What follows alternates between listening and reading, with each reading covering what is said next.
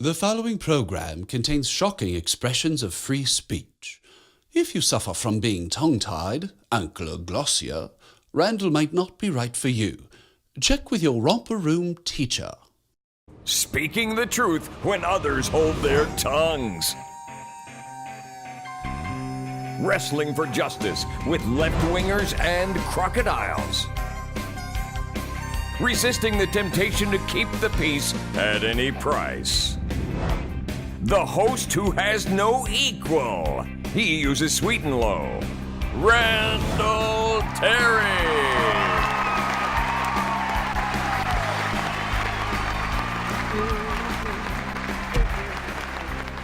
Oh, I'm playing with a full deck, baby, and you goes to play a 52-card pickup. Oh, I love you. Welcome to today's program, ladies and gentlemen.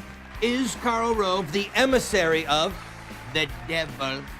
And what does Karl Rove mean in ancient Egyptian? And will Karl Rove seduce the right wing of the Republican Party to come back into the big tent? Please be our mistress. Today's program brought to you in part by Chris Coons for Senate. Because of Karl Rove, you don't even know who he is. And by Harry Reid, who said of Chris Coons, he's my pet. Today's program brought to you in part by, I already said that part, now we've got to go to my friend. Take it away, Grim Spectre. The victory of Christine O'Connell was unforeseen. We were on track to make the Tea Party about money. Yes, the love of money. So now we have to send some of our best servants to defeat O'Donnell. Karl Rove, you've served us well. Karl, there's a great reward waiting for you in hell.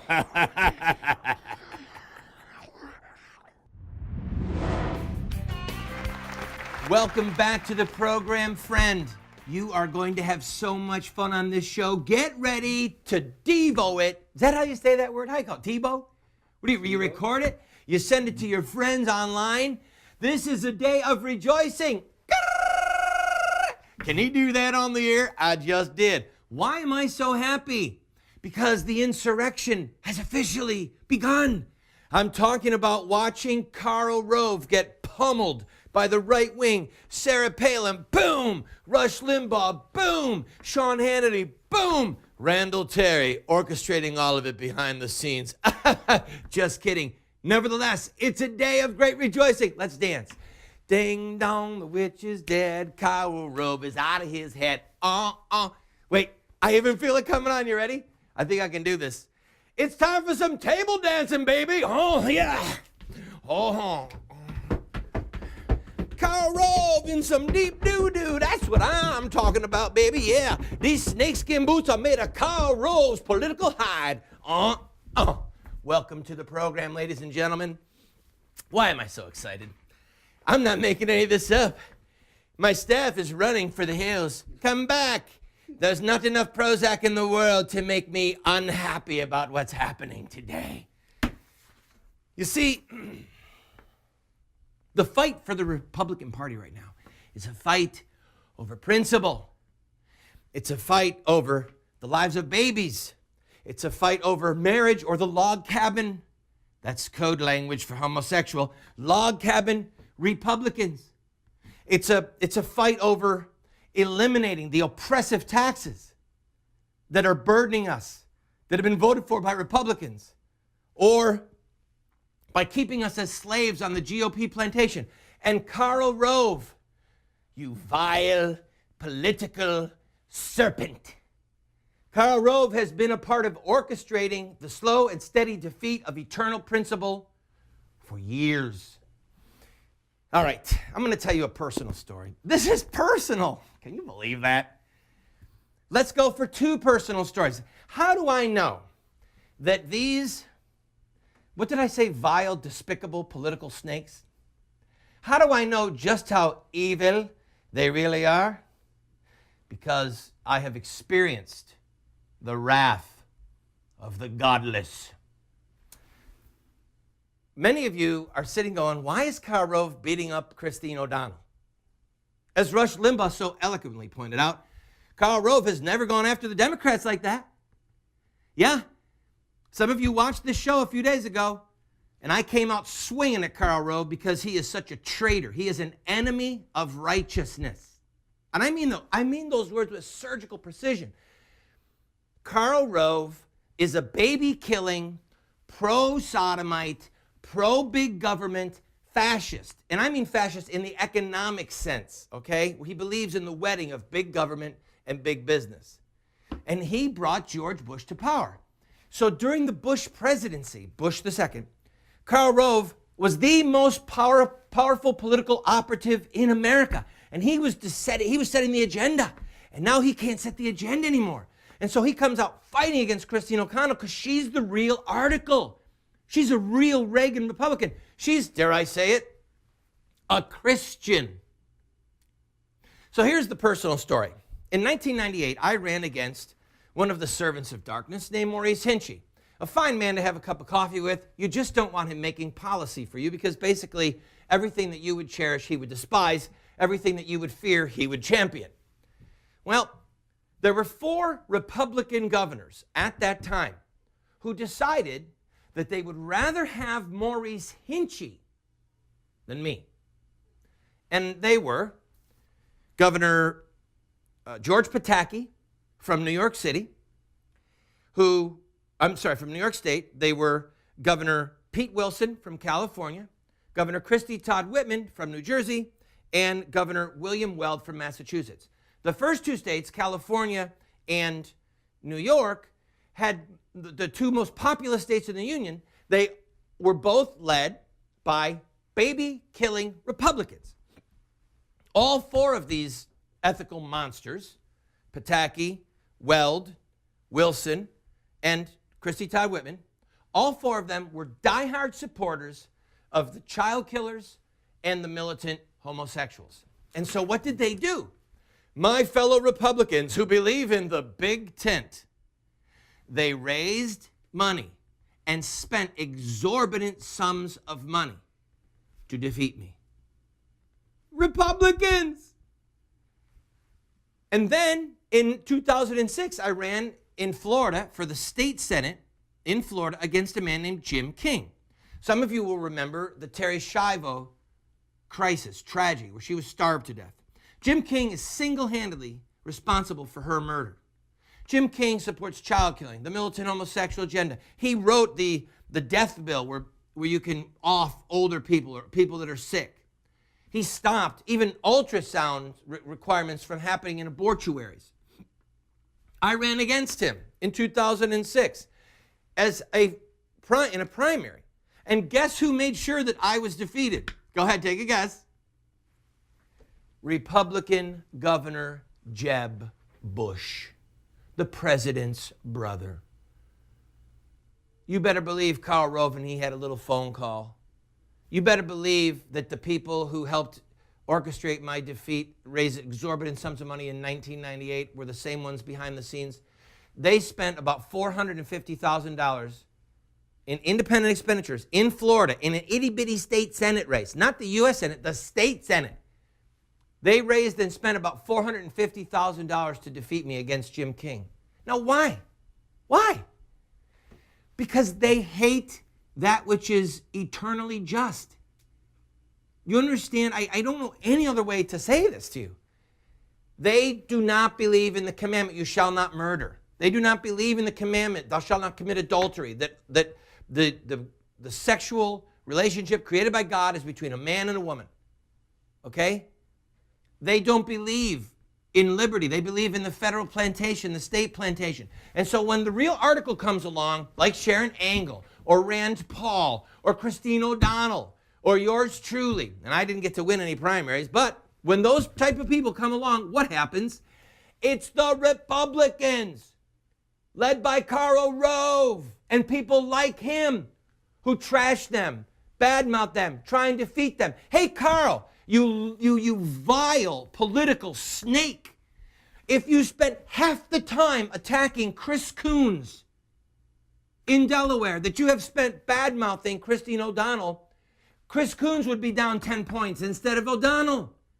You realize that it was a single-digit race until Karl Rove started shooting off his mouth? When we come back from this break, I'll tell you just what Karl Rove means in ancient Egyptian.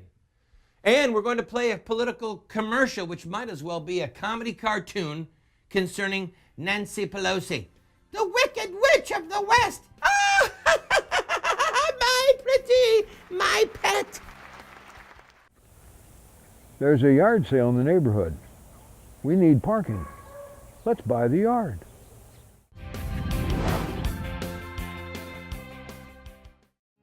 Moments with Moses. All the leading priests and the people likewise were exceedingly unfaithful, following all the abominations of the nations. And they polluted the house of the Lord, which he had hallowed in Jerusalem. Welcome back to the program, friend. Researchers and scholars have been working around the clock to find out the etymology of the ancient phrase, Karl Rove. Of course, Karl Rove is where we would get the English words Karl Rove. And what they have found is that the Egyptian phrase means, he that is the servant of darkness. And now for some humor. Let's look at this commercial going after Nancy Pelosi. I don't know if this man's going to win, but he's going to get some laughs. If you're going to lose, you might as well go down laughing. You know what I mean? I wish there was a political party I could vote for with a brain. Or courage. Or a heart. I don't care about political parties. I just want a home that isn't blown away by debt. Oh, Toto. I'll put you in debt for generations. Oh, that's not it at all, Toto. Not at all. Hello, my pretty. I will save you from those evil Republicans. But first, pay $18,000 a month for my downtown office, and then go into massive debt for Wall Street bailouts. And here are my monkeys to make you pay for it all. Step back, everyone. Oh, I'm melting. Thank you for saving us. Who are you? I'm John Dennis. I'm running for Congress. I believe in following the Constitution, and I believe in reducing debt, and I believe it's time to throw a little water on politicians who say one thing and do another, like Nancy Pelosi. We're home, Toto. We're home. I'm John Dennis, and I approve this ad. Paid for by John Dennis for Congress.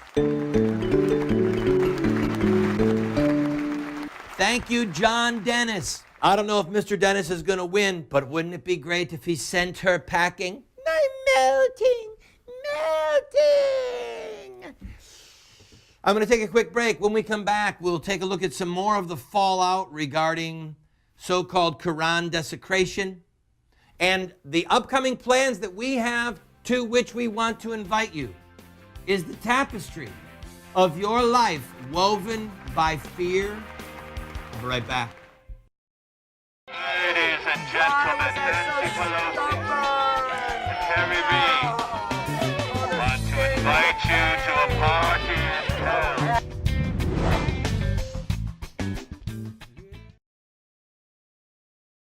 If we are together, nothing is impossible. If we are divided, all will fail.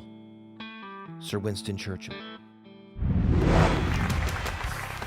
All right, I'm going to talk to you a little bit about Islam, about tearing pages from the Quran, about the connection to beheadings, etc. But first, let me just finish up talking about the Georgetown Inside the Beltway crew that wants to determine your destiny. In case you didn't remember, this program originates from, yea, verily, our nation's capital, inside the Beltway, D.C., the District of Criminals. And what do they want? Of you, of me. They want us to go on about our business, pay our taxes, give money to our little trade organizations and unions so that we can continue to fund the lifestyles of the fat cats, the big shots here in Washington, D.C. You have no idea the amount of money that is expended just on drinking parties, just on hors d'oeuvres. You have no idea the amount of money that's spent on clothing to go to these high-heeled, clickety-clack events where they toast each other and mock you. Yes, you people in Branson, Missouri, Beaumont, Texas, Albuquerque, Portland, you're the laughing stock. You folks in St. Augustine, you're just the slave labor force on their plantation. And now we're in the middle of this insurrection. What do you mean Sharon Ingalls? What do you mean Rand Paul? What do you mean Christine O'Donnell? Who are these lunatic people? They're you. Yeah, they're me. They're normal people who don't give a damn. And I say that with surgical precision. We don't give a damn about their fancy clickety-clack parties. We fear God. We love liberty. We love life. We want to be left alone. And now that we're on the ascendancy, we're in a struggle for the one party, one of the two major parties that could, in fact, be a vehicle for reform and for change. And the masters of the old guard, like Karl Rove, are going to do everything that they can to beat you into submission. Do what they tell you. Wait. Believe, Karl Rove. Quick. Take more of these. They shall make you wise. Yes. All right, let's switch gears. Let's go to Australia. In Australia, one of the imams, clerics of the peaceful religion of Islam, is calling for the beheading of Dutch politician Wilders because of some comments that he made. Geert Wilders. Now,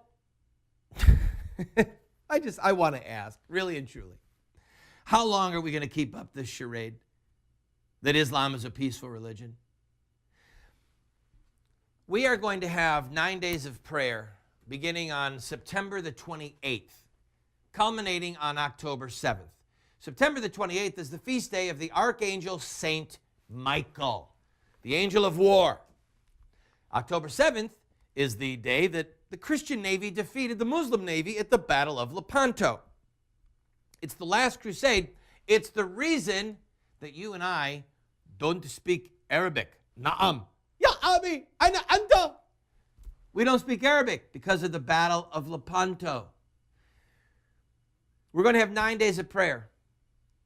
On the 7th, we're going to have people around the country who take passages from the Quran on big printed pieces of paper, who take words and sayings from Muhammad on big pieces of paper.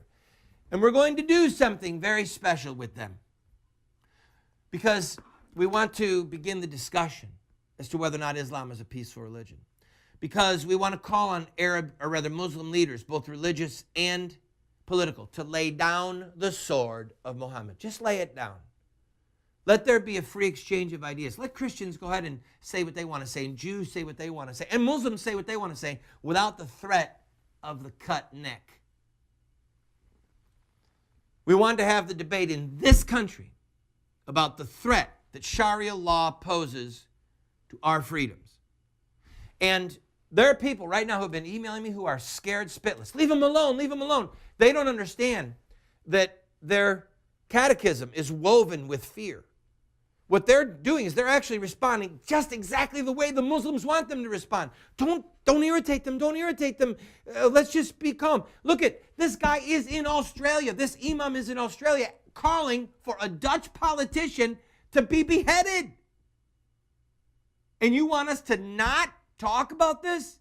Wake up, people. Wake up. I'm going to take a quick break. When we come back, let's listen to what an American president had to say about the peaceful religion of Muhammad.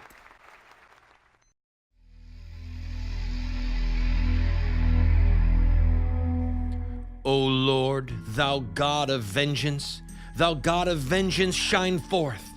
Rise up, O judge of the earth. Render to the proud their deserts. O Lord, how long shall the wicked exult?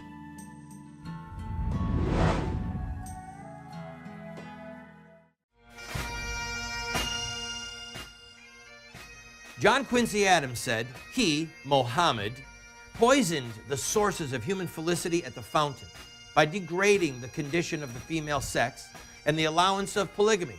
And he declared undistinguishing and exterminating war as a part of his religion against the rest of all mankind.